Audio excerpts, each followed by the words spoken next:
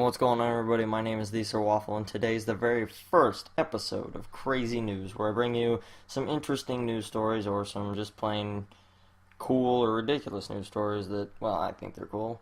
And I'm just gonna go ahead and get started before I mess up this intro again.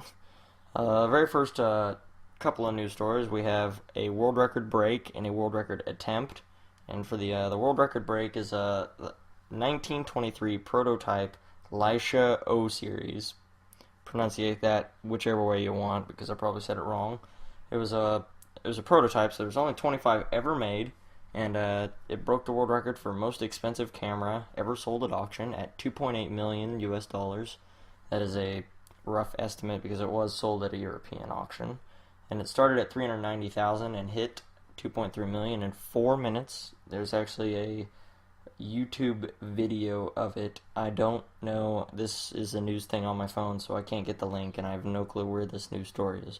So you can search world record break camera auction on YouTube, and I'm sure you could find it somewhere. But moving right along, our second news story is world's longest photo. Yeah, I subscribe to popular photography on my phone, I'm sorry. And world's longest photo will cover nearly a mile. Claire Newton's nearly mile-long panorama will be on exhibit June 1st through 9th. It's the Olympic Games, so if you ever want to buy a ticket to that. It was a compilation of 109,000 plus images of people jumping in a giant panorama.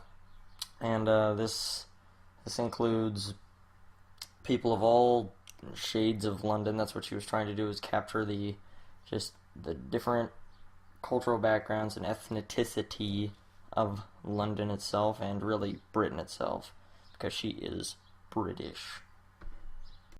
Alright, this next news story is actually probably gotta be my favorite. Alright, here's the title. Fugitive penguin 337 spotted alive in Tokyo Bay. And that is actual, these next two pictures are the actual two pictures of the penguin. And here, let me read parts of this article. Alright. The penguin, still too young to determine whether it's male or female, must be known as 337, because that's how they apparently just number them if they're not male or female, if they don't know. And in order to escape, excuse me, man, scale the rock wall 4 meters, which is 13 feet in American measurements, high, and squeeze through a barbed wire fence to escape its harborside aquarium in March. It was actually the reason that they thought he was actually dead, because it had been 2 months, so they just assumed since he was so young.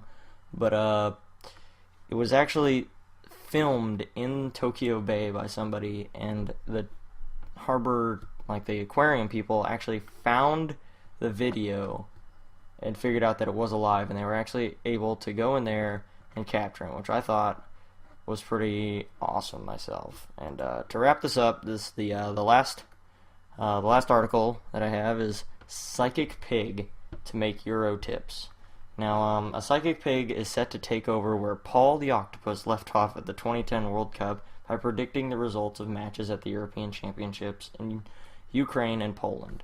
So, I looked up this Paul the Octopus guy, and apparently by the way he was eating, they were able to judge who would win in the World Cup, and he got all 7 games right by their algorithm, or whatever you would like to call it, that they used. And so they have gotten into this psychic pig business, I guess, to give them luck, or I don't know, people don't want to bet, get more money or something, I don't know, but they've just hired this pig to, judge whether Ukraine or Poland will win. I must apologize for the picture, because I didn't know if they had an actual picture of the pig, so I just put this little Pokemon guy up for the pig picture instead. And I'd like to thank you all for watching my very first episode of Crazy News.